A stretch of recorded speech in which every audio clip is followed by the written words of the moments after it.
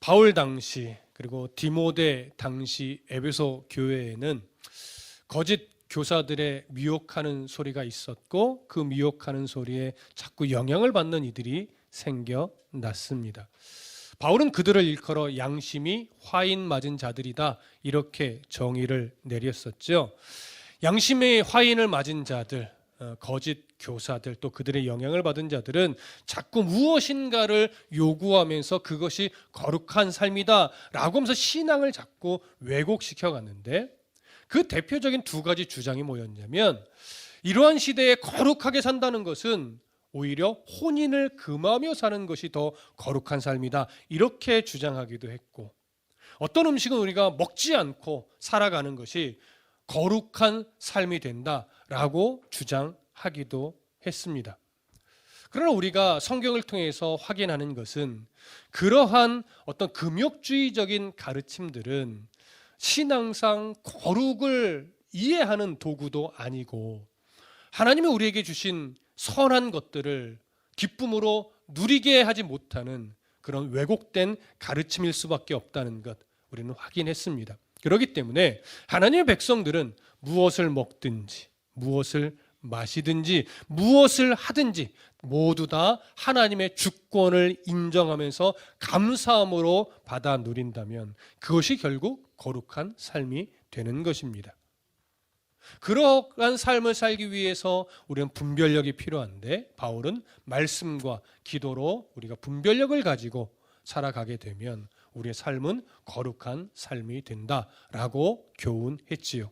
자, 이제 바울은 디모데에게 네가 이제 목회자로서 정말 바른 진리를 가르치는 선한 일꾼이 되어야 함을 오늘 본문을 통해서 강조하는데 이 부분을 오늘 차근차근 살펴볼 것입니다. 자, 먼저 6절 함께 읽습니다. 6절 시작. 네가 이것으로 형제를 깨우치면 그리스도 예수의 좋은 일꾼이 되어 믿음의 말씀과 네가 따르는 좋은 교훈으로 양육을 받으리라. 자, 6절은요 너무나 중요한 구절인데 6절은 어떤 세 단락으로 좀 나누어서 볼 수 있습니다. 첫 번째 단락은 뭐냐면 네가 이것으로 형제를 깨우치면 이 첫 번째 단락이에요.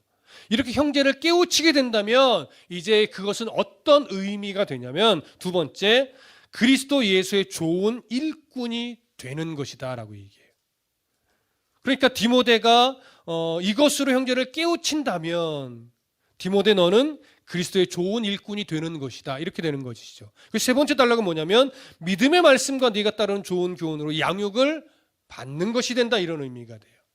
이 세 단락을 다시 정리하면 이런 거죠. 네가 이것으로 형제를 깨우치는 일에 최선을 다한다면 너는 그 일로 인해 그리스도 예수의 좋은 일꾼이 되는 것이고 너는 그 일로 인해서 믿음의 말씀과 내가 따르는 좋은 교훈으로 양육을 받게 되는 것이다. 이렇게 풀어서 이해를 할 수 있습니다. 그럼 첫 번째 단락에 해당하는 네가 이것으로 형제를 깨우치면 어떤 의미일까요? 우리가 딱 읽으면서 느껴지듯이 이것으로 형제를 깨우친다는 것은 결국 하나님의 말씀으로 복음의 올바른 진리로 성도들을 분별력 있게 만든다면 분별력 있는 성도의 삶을 살아가게 한다면 이런 의미가 되겠죠. 이렇게 분별력 있는 삶을 살아가도록 깨우친다면 결국 성도들은 거짓 선생들의 왜곡된 소리를 분별할 수 있는 능력이 생길 것이고 그렇게 되면 혼인을 안 함으로 거룩한 삶을 살려고 한다든가 무엇인가를 좀 금욕하고 먹지 않는 것으로 거룩한 삶을 살려고 하는 그런 왜곡된 신앙은 되지 않을 것이라는 의미가 되죠. 그렇기 때문에 네가 이것으로 할 때 이것으로는 디모데가 지금까지 배워온 하나님의 말씀 복음의 진리이기도 하고 디모데 전서 그 앞부분에서 계속 바울이 가르쳐온 그 내용도 될 수 있을 겁니다. 이 두 가지 내용 결국 무엇을 강조하는 거냐면 복음의 올바른 진리를 가지고 성도들을 바르게 가르쳐서 그 말씀으로 성도들이 분별력을 가지도록 깨우치게 한다면 이런 의미가 되겠죠. 자, 그렇기 때문에 바울이 디모데에게 이것으로 형제를 깨우치면이라고 하는 것은 굉장히 중요한 표현인데, 여기서 우리가 조금 더 깊이 있게 살펴봐야 될 표현이 뭐냐면 깨우치면이라는 단어예요. 이 깨우치면으로 번역된 헬라어는요, 휘포티템이라고 하는 단어인데, 휘포라고 하는 전치사는요 항상 뭐뭐 아래 이런 의미를 담고 있어요. 그래서 휘포티템이라고 하는 것은 무엇 아래 둔다, 아니면 무엇의 지배 아래 둔다, 이런 의미를 가지고 있거든요. 그렇기 때문에 바울이 디모데에게 이것으로 말씀을 깨우친다면, 이것으로 그 말씀의 지배 아래 둔다면 이런 의미가 돼요. 그러니까 다시 정리하면, 성도들을 주의 교훈 아래 둔다면, 성도들을 주의 말씀의 지배 아래 둔다면 그들은 분별력을 가지고 거짓된 교훈에 미혹되지 않을 것이다 라고 하는 의미가 되죠. 근데 잘 보세요. 이게 왜 중요하냐면, 디모데가 목회자로서 성도들을 말씀으로 가르치는 중요한 이유는 뭐냐면, 자신의 손 아래 성도들을 두기 위함이 아니라 철저하게 성도들이 하나님의 말씀 아래에서 분별력을 가지고 살아가게 하기 위함이라는 거예요. 여러분, 오늘 교회가 위험한 이유가 뭡니까? 목회자가 성도들을 말씀 아래 두려고 하지 않고 목회자 손 아래 두려고 하는 이런 일들이 보여지기 때문이에요. 이단으로 정죄된 교회나 이단이라고 하는 어떤 경계선에서 위험한 그 줄다리기를 하고 있는 교회들의 공통점을 잘 살펴보면요, 여러 가지가 있겠지만 대부분 다 하나님의 말씀을 표방하고는 있어요. 그런데 잘 보면 성도들을 말씀 아래 두지 않아요. 목회자의 손 아래 둬요. 그래서 하나님 말씀보다 뭐가 더 우선시되냐면 그 목회자의 입에서 나오는 말, 그 목회자의 권세, 이게 더 우선해요. 대부분의 교회가 그래요. 바울은 여기서 분명히 가르치는 거예요. 디모데야, 네가 성도들을 깨우친다고 하는, 성도들을 분별력이 가르치기 위해서는 성도들을 네 손 아래 두려고 하지 말고 철저하게 누구 아래 두어라? 하나님의 말씀 아래 두어라. 그러니까 결국 목회자가, 디모데가 하나님의 말씀을 바르게 가르치면 그 성도들은 목회자의 손 아래에 있는 것이 아니라 하나님의 말씀 아래에 있는 게 되는 것이죠. 그게 거룩한 삶의 사실은 출발점이에요. 하나님의 말씀 아래서 살아가는 성도가 비로소 거룩한 삶을 살아갈 수 있는 것이지, 하나님의 말씀 아래서 벗어나면 절대 거룩한 삶을 살아갈 수가 없습니다. 그래서 바울이 네가 성도들을 하나님의 말씀으로 교훈해서 일깨워서 그 말씀 아래서 성도들을 살아가게 한다면, 디모데 너는 그리스도의 좋은 일꾼이 되는 것이다, 이렇게 말하는 거예요. 자, 그리스도 예수의 좋은 일꾼, 디모데가 그리스도 예수의 좋은 일꾼이라는 것은 어떤 의미를 담고 있냐면, 디모데 자신도 목회자로서 누구의 손 아래에 있는 자가 된다는 얘기예요? 하나님의 그 말씀의 손 아래 있는 자가 된다는 얘기예요. 디모데 자신도 하나님의 말씀의 손 아래 있는 자니, 성도들 또한 디모데처럼 하나님의 말씀의 손 아래 있는 성도가 되도록 인도해야 한다는 거죠. 그것이 좋은 일꾼이라는 거예요. 목회자가 자기의 손 아래 많은 성도들을 둔다고 할지라도 그건 좋은 일꾼이 아니에요. 교만하고 거만한 그런 욕심 많은 교주일 뿐이죠. 일꾼이 아니죠. 성도는, 목회자는 분명하게 그리스도의 좋은 일꾼이어야 되고, 여러분들은 그 그리스도의 좋은 일꾼의 입술을 통해서 선포되어지는 하나님의 말씀으로 인해 하나님 말씀 아래서 살아가는 성도가 되어야 하는 겁니다. 이렇게 목회자가, 디모데가 그리스도의 좋은 일꾼이 되어야 하는데, 그러기 위해서 디모데가, 목회자가 정말 열심을 다해 노력해야 하는 것이 무엇이냐? 6절에는 이렇게 말합니다. 믿음의 말씀과 네가 따르는 좋은 교훈으로 양육을 받으리라. 다시 말하면 믿음의 말씀, 하나님의 말씀이죠.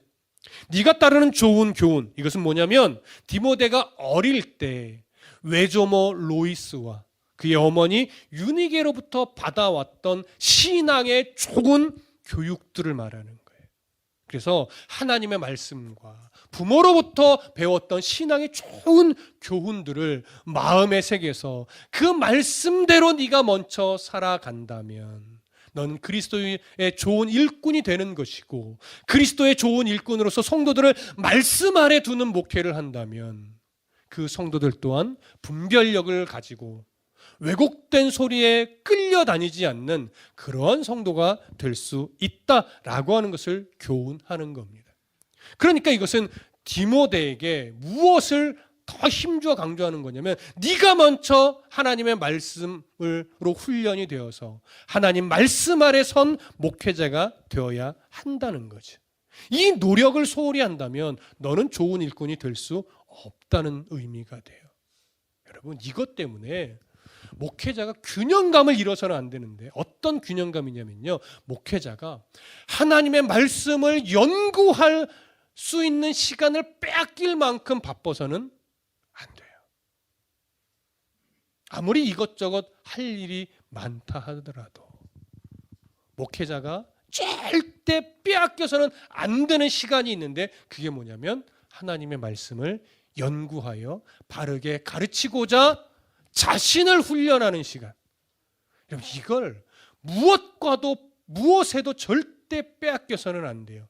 이걸 바쁘다는 이유로, 이걸 뭐 해야 된다는 이유로, 이걸 또 밖으로 나돌아다니는 어떤 그런 여러 외부적인 일들로 인해서 하나님 말씀을 연구해서 내가 먼저 하나님 말씀 아래 서고 그 말씀 아래 선 다음에 성도들에게 그 말씀의 분별력을 기르기 위해 바르게 가르치는 것, 이것에 소홀해지기 시작하면요, 그건 교회가 죽어가는 거예요. 그래서 저는 성도분들에게 너무 감사한 것이, 저에게 웬만하면 잘 요구를 안 해요. 성경 연구하시라고. 웬만하면 신방 요구도 안 하고, 웬만하면 가정의 걱정거리들 저한테 얘기 안 하려고 하는데, 가끔은 좀 너무하실 때가 좀 있어요. 그래도 그 정도는 좀 얘기해 주셔야지. 그래도 좀 어느 정도는 좀 신방도 요구하고 하셔도 되는데, 제가 워낙 그 성경 연구에 시간을 많이 쓰는 걸 아시니까 웬만하면 얘기를 안 하시는 거예요. 여러분, 어느 정도 하셔도 됩니다. 제가 여러분 요청하실 때 가려고 다른 시간을 잘 안 빼는 거예요. 제가 외부 사역이 많아지면 저희 아내한테 잔소리를 들어요. 당신이 외부 사역이 많아지면 언제 성경 연구하며 성도님들의 필요 때에 언제 나가서 시간을 쓰겠냐고 하면서 외부 사역을 지금부터 못하도록, 뭔가 들어오면 잘 끊어내라고 이야기를 해주지요. 천생배필 맞죠? 네, 부러워하지 마세요. 여러분들 다 짝이 있으시니까. 자, 그런 것처럼 여러분, 오늘 바울이 디모데에게 강조하는 것은 뭐냐면, 결국 네가 목회자라면 너 먼저 성경을 바르게 치열하게 연구해서 네 삶 자체가 먼저 말씀 아래에 있는 삶이 되어야 된다. 그리고 그것을 성도들에게 바르게 가르쳐서 그들도 목회자의 손 아래에 있는 것이 아니라 늘 말씀 아래에서 분별력 있게 살아가는 성도가 되어야 한다. 이것을 가르치는 겁니다. 이 말씀을 연구하면서 저도 더 각성하게 되고 더 마음의 결단을 하게 되죠. 이제 바울은 조금 더 목회자인 디모데가 어떻게 자신을 훈련해 가야 될지, 이 부분을 조금 더 교훈하는데 7절을 함께 보겠습니다. 7절 함께 읽겠습니다. 시작. 망령되고 허탄한 신화를 버리고 경건에 이르도록 네 자신을 연단하라.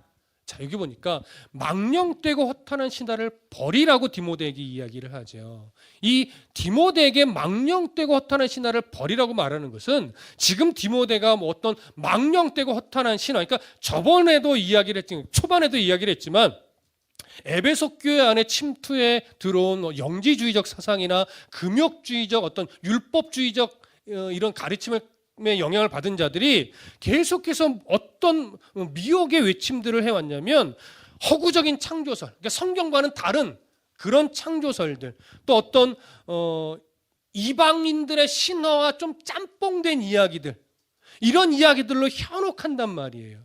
기독교 신을 조금씩 왜곡시킨단 말이에요.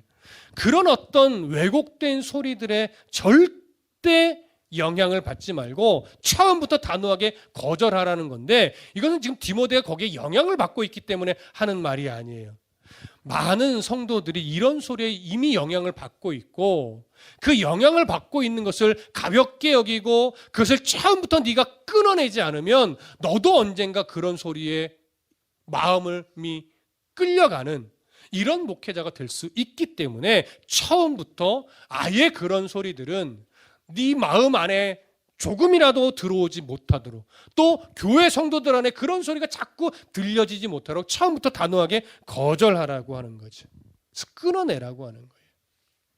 여러분, 이 말씀이 오늘날 목회자가 왜 경각심 있게 들어야 되냐면, 목회자도요, 조금만 자신을 훈련하는 일에 소홀해지면, 그리고 말씀 아래 자신을 두는 이 애씀을 소홀히 하게 되면요, 점차 목회자가 이상한 소리에 귀를 기울이게 돼요. 특히 교회 성도의 숫자가 줄어들거나 아무리 열심히 목회를 해도 성도의 숫자가 없을 때 목회자는 미혹돼요. 어떤 미혹일까요? 어떻게 하면 조금 더 말씀을 바르게 가르칠까가 아니고 어떻게 하면 성도들을 모을 수 있을까? 이 고민을 하게 돼요. 이 고민을 하게 되면 점차 그 목회는 말씀 위에 서는 목회가 아니고요, 은사주의적인 목회가 되거나 어떤 막 예언을 하려고 하거나 신유를 막 베풀어서 성도를 모으려고 하거나, 아니면 세대주의적 종말론, 그러니까 시한부적인 종말론으로 성도들을 두렵게 하여 그 종교성을 가지고 성도들을 자꾸 불러 모으려고 하는 이런 이상한 목회를 하게 된단 말이에요. 근데 문제는 뭐냐면, 그러면 성도들이 와 또. 여러분, 무슨 말씀인지 아시죠? 신유의 은사가 없더라도 어떻게 해서든지 막 내가 신유의 은사가 있는 것처럼 기도하고 막 축복하고 막 해서 우연히 귀신의 장난으로, 아니면 어떤 상황 때문에 그 사람 병이 났어. 그럼 이제 소문이 나죠. 그 목사님 막 기도만 하면 병이 났는데 막. 그럼 몰려오게 돼 있어요. 그러다 보면 그게 정말 훌륭한 목회인 줄 착각하고, 말씀을 통해 성도들을 세워가는 것이 아니라 자기가 은사를 막 베풀어서 막 예언을 해서 성도들을 늘리려고 하고, 그것이 좋은 목회라고 또 착각하게 되는 거지. 목회자도 이렇게 성도들의 숫자에 예민해지게 되면 목회가 이상하게 변질될 수 있는 거예요. 바울은 지금 말하는 거예요. 그런 류의 소리에 네가 절대 귀를 기울이지 않도록 처음부터 그런 류의 것들은 철저하게 끊어내고, 분별력 있게 끊어내고, 그 다음에 너 자신 먼저 말씀 아래 두는, 그래서 말씀에 대한 연구와 그 말씀을 바르게 알아서 너의 삶에 그 말씀에 붙들린 삶이 되는 것을 먼저 우선적으로 훈련하라는 거죠. 그래서 어떻게 해요? 그런 망령되고 허탄한 신화를 버리고 경건에 이르도록 내 자신을 어떻게 해요? 연단하래요. 경건에 이르도록. 그럼 여러분, 경건에 이른다는 게 뭘까요? 뭐가 경건에 이르는 걸까요? 기도만 하면 눈물 콧물을 쏟는 거, 찬송만 하면 막 두 손을 높이 들고 하나님 바라보며 그 모든 은혜는 나 혼자 다 받는 것처럼 보이는 거, 그런 모습이 틀렸다는 거 아니에요. 이건 오해하지 마십시오. 찬송할 때 두 손을 드는 게 틀렸다는 것도 아니고, 기도할 때 눈물을 흘리는 것이 틀렸다는 게 아니에요. 그런데 경건이라고 하는 것은 그렇게 외형적으로 눈물을 흘리는 것이 경건은 아니라는 거예요. 두 손을 들고 찬양하는 것이 경건은 아니라는 거예요. 성경에서 말하는 경건은 무엇을 의미하냐면, 내가 하나님의 말씀을 바르게 알려고 노력하고, 그렇게 알게 된 말씀을 아멘으로 받아서 그 말씀을 신뢰함으로 내 삶이 그 말씀대로 살아가기 위해 노력하고 애쓰는 것, 이런 일상의 삶이 하루하루 말씀 안에서 살아가게 되는 거, 이게 경건인 거예요. 근데 여러분, 그게 어렵잖아요. 그 마음은 원하지만 그렇게 잘 안 된단 말이에요. 그래서 그렇게 말씀에 붙들린 경건한 삶이 더 온전하게 될 때까지 나를 뭐 하래요? 연단하래요. 왜 이런 연단이라는 말을 쓰느냐? 여러분, 연단이라는 것은 결국 뭡니까? 그나조라고 하는 헬라어 단어를 쓰는데, 연단이라는 것은 본래 어떤 상황에서 쓰던 단어냐면, 운동선수가 자신의 어떤 기량을 높이기 위해서 육체의 훈련을 최선을 다해서 하는 것, 고통을 이겨내며 훈련하여 자신의 기량을 높이는 것, 이럴 때 쓰는 거예요. 근데 이런 표현을 어떤 연단에 지금 대입해서 설명해요? 경건의 연단. 그러니까 결국 뭡니까? 경건에 이르는 삶은 기도만 해서 되는 게 아니라는 거예요. 경건에 이르는 삶이라고 하는 것은 찬송만 한다고 해서 되는 거 아니라는 거예요. 경건에 이르는 삶이라는 것은 성경 공부만 한다고 해서 되는 것이 아니라, 그렇게 해서 하나님을 알아가고 그렇게 노력해서 하나님의 마음을 깨닫게 되면서 하나님과 교통하게 되면서 내 신앙의 실력이 점차 자라는데, 그렇게 자라갈 때 내가 마주하는 현실 속에서 그 말씀대로 살려고 치열하게 때로는 고통을 감수하며 그대로 살아보고, 때로는 손해를 감수하며 그 말씀대로 살아보고, 때로는 가슴 아픈 절망의 상황을 견디어내며 그 말씀대로 살아가려고 노력할 때, 그 순간순간의 그 치열한 애씀이 나의 경건을 위한 연단이 되어서 점차 신앙이 경건한 성도의 삶으로 성숙해져 가더라, 이걸 말하는 거예요. 그러니까 다시 말하면 육체의 훈련처럼 경건의 삶도 노력과 훈련 없이는 되지 않는다, 이걸 강조하는 거예요. 그래서 경건이라고 하는 것은요, 신앙의 연수와도 무관하지는 않습니다.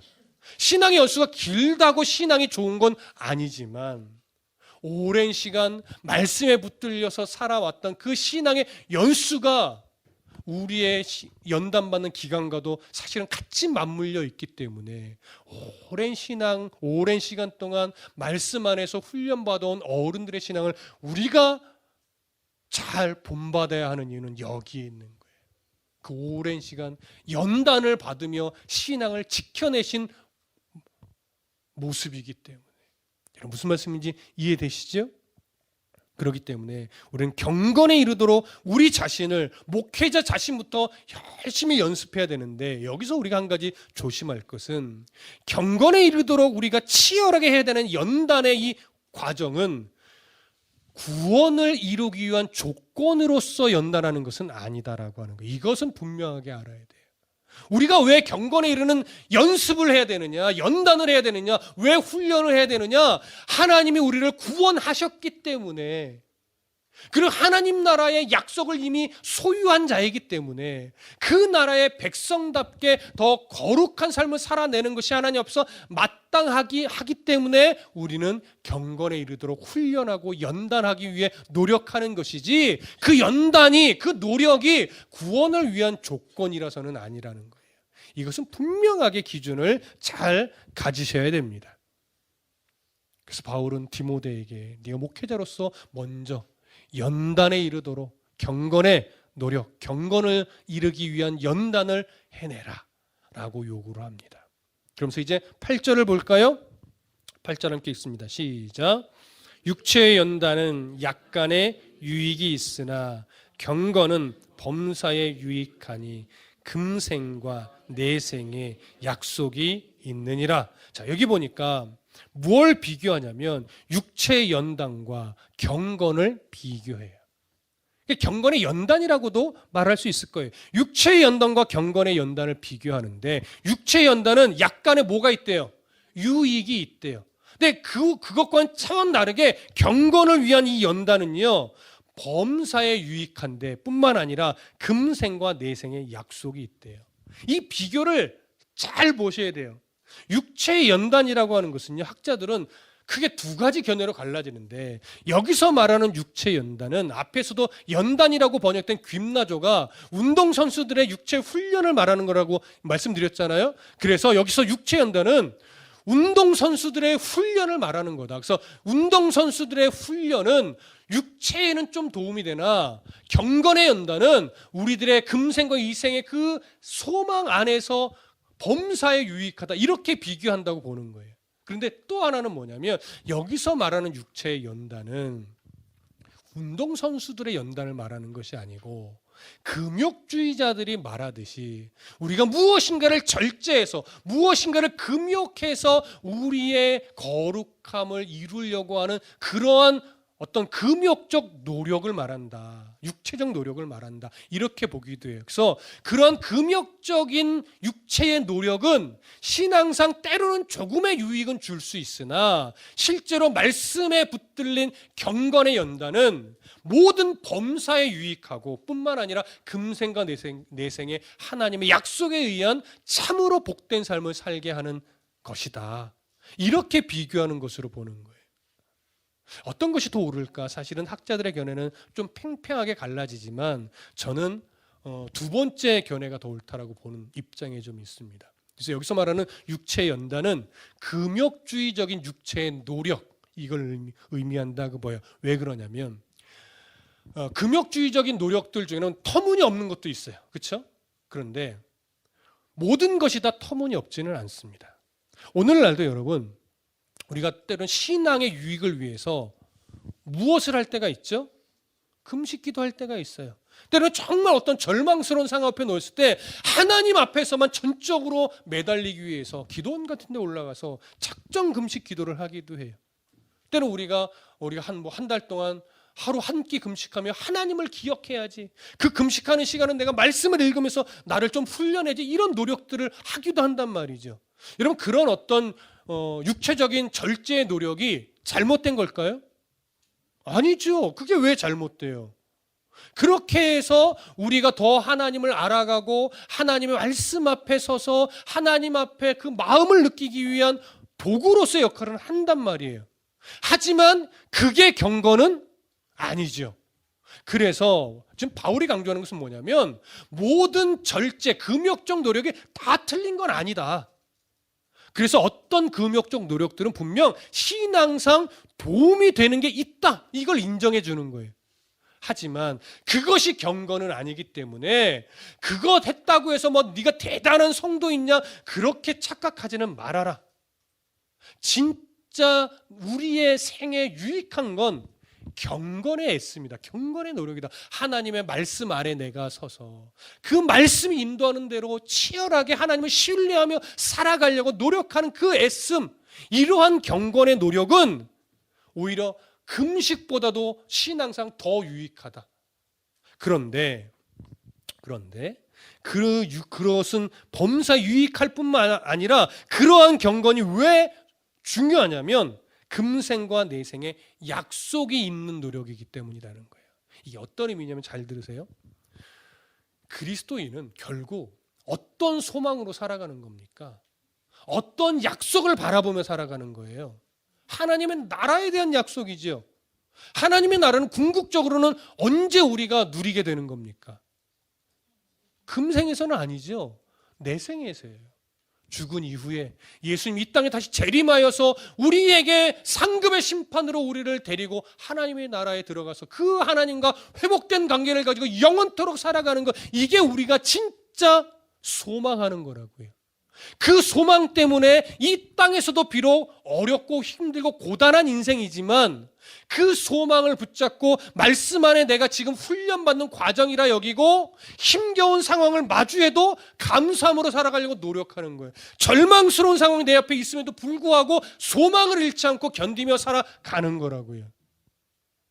그래서 금생과 내생의 약속이란 건 뭐냐면 결국 경건의 연단은 우리로 하여금 하나님 나라의 소망을 더 확고하게, 더 선명하게 우리 안에 자리 잡게 하고 그 하나님 나라의 소망이 분명해지면 우리는 내세에 있을, 죽음 이후에 있을 그 나라를 선명하게 바라보면서 그 소망 때문에 이 땅에서 살아가는 그 순간순간에도 경건에 이르는 연단을 통해 하나님 나라의 백성처럼 오늘을 살아갈 수 있다는 거죠.